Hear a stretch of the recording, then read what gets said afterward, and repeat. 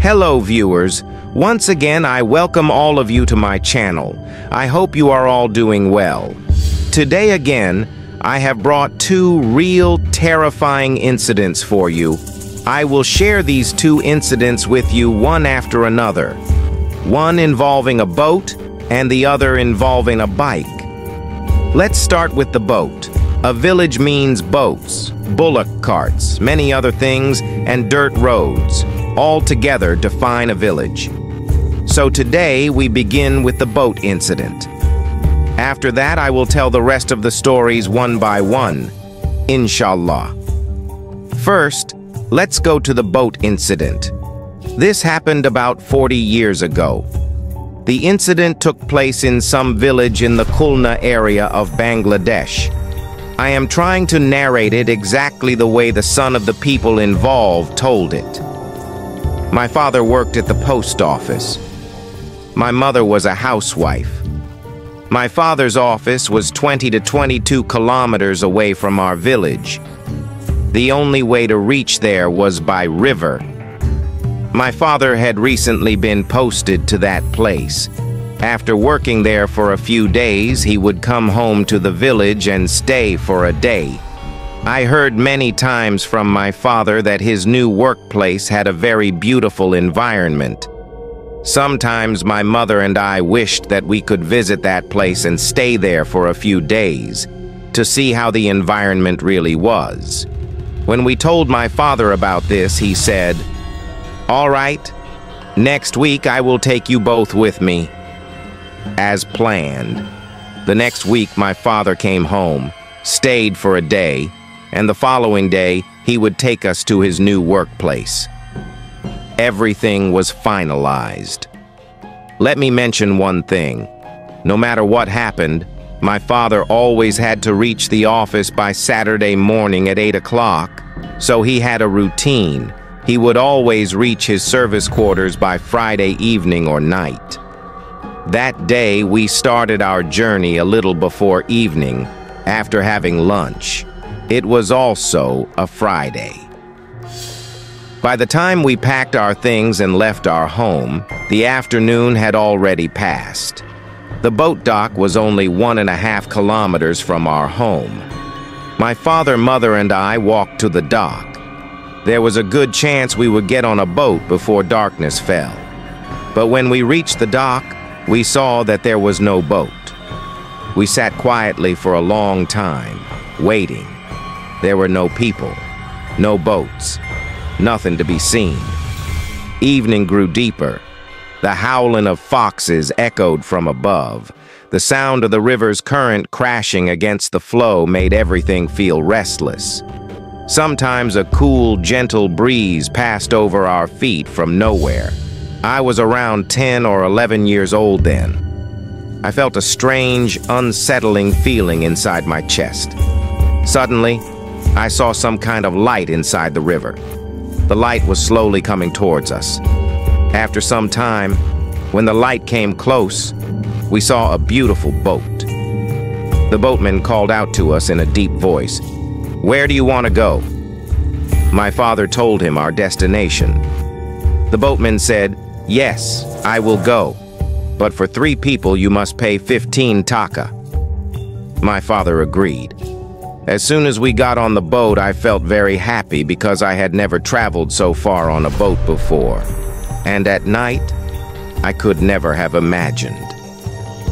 My father and mother sat under the shade, and I went to sit near the boatman.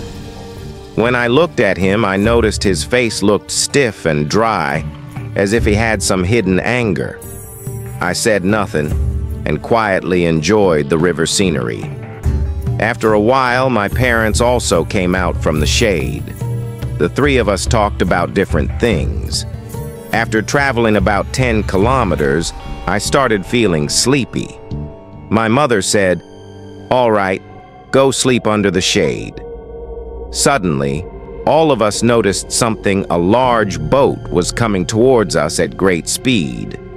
From that boat, we could hear some kind of screaming or crying. My father first looked out of curiosity, but then he sensed something. He called the boatman and said, move the boat to the side and dim the light.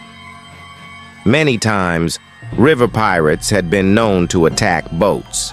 My father probably thought of that. Immediately, the boatman lowered the light and steered the boat toward the bank. After a while, we saw the big boat passing by us. Looking closely, we saw a newlywed groom and bride and many beautifully dressed people inside. We understood that they were probably returning from a wedding ceremony, so we stopped being afraid and continued moving at the same pace.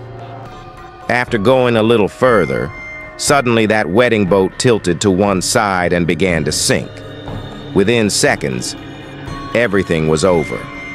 The entire boat disappeared into the river. At once, my father and our boatman jumped into the river. They searched for a long time but couldn't find a single passenger anywhere. My mother and I were terrified, shaking in fear. Suddenly, my father noticed our boatman was nowhere to be found. My father called out loudly, shouting, "Boatman! Boatman!" But there was no answer, no trace of him. After great difficulty, my father climbed back onto the boat. We looked around. There was no sign of the huge accident that had just happened. Not even a single sound. We were extremely frightened. My father didn't know how to row a boat, but somehow he took the oar and struggled to bring the boat to shore. That night we reached some village. Some villagers saw us and came pocket. They asked why we were here, what we were doing here, and whether we were going anywhere. My father explained everything to them, what had happened. One of them said that about a year ago, a wedding boat had sunk at that very place. All the passengers of that boat had died. Only the boatman survived. That boatman had stolen the jewelry and valuables from the dead bodies and was returning home. But suddenly, somewhere on the way, he also died in some mysterious way. No one could ever understand who killed the boatman or how he was killed. That boatman's house was also in that same village. Hearing all this, we were terribly frightened. And from that day onward, the desire to travel by boat at night disappeared forever.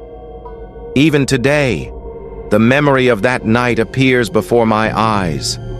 That wailing and crying still echoes softly in my ears. My father is no longer alive, but that moment of misery, loneliness, and helplessness still leaves a mark within me. Even now, sometimes it wakes me up from sleep.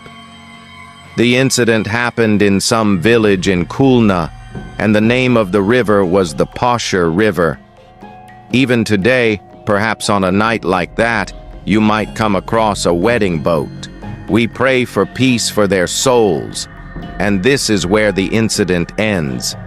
Now we will go to the second incident. This one is about a bike.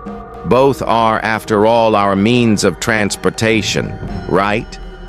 A boat, just as much as a bike, is also a way for us to travel. The boat story you just heard must have been really interesting to you. I hope you liked it. Now let's see how you like the bike incident. We have many more incidents with us. So stay with us, and I hope you enjoy every moment with us. Let's move on to our next incident. I will share this incident with you exactly as it was written, meaning the way the person who experienced it told it. I am telling it to you in the same way. I am Russell, and this incident happened to me personally. I never believed in ghosts or any supernatural events. But just a few days ago, about a week ago, it happened to me. A few days earlier, I bought a new bike, and I went to my district town to get the first servicing done. There is a bridge at the place where the incident occurred. I am talking about an incident in Saturiya Thana of Manikganj district. So when I was bringing my bike back after servicing it in Manikganj, that day there was heavy rain, and the sky was very dark and cloudy. I had rarely seen such stormy weather. Because of the bike work, it became noon. Around midday when I was coming back, it was still raining heavily in my district town. But slowly, as I approached that bridge, the place where the incident happened, I noticed such intense sunlight that it felt like my back was burning. I left the district town at around 11 o'clock, and I reached the spot where the incident occurred at around 1 p.m. The sun was blazing. At that time, I had kept one of my bike papers in my pocket. When I reached that place, I suddenly felt like something fell from my pocket. So I turned off the bike and put it on the stand. I walked a little behind to check what had fallen. I realized that the bike paper, the user manual that is required for free servicing, was not in my pocket. I checked again and found it was missing. I searched a lot, but I could not find the paper anywhere.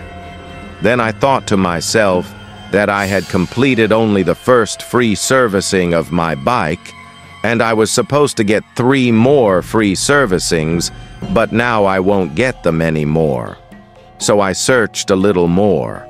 What I did was turn my bike around and go back toward the district town. I went quite far, but I couldn't find the booklet anywhere. Then I returned home again. I searched once more at the exact spot where I felt something had fallen, but I still couldn't find it. Let me mention that I had put that booklet inside my pant pocket before leaving. I checked my pocket several more times, but the booklet was not there.